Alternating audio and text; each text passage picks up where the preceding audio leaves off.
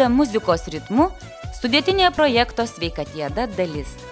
Kėdainių jaunimo mokykla balandžio 23-27 dienomis dalyvavo renginyje Judam muzikos ritmu, skirtame tarptautiniai šokio dienai paminėti.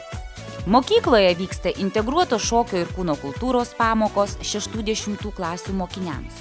Šiai dienai paminėti parengėme šokio savaitės mini projektą Pusvalandis su šokiu.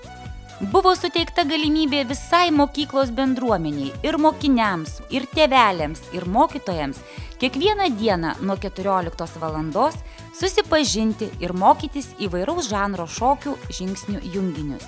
Šie mini mokymai balandžio 27 dieną subūrė visą mokyklos bendruomenę šokio ritmu paminėti tarptautinę šokio dieną. Juk sveikai gyventi yra smagu.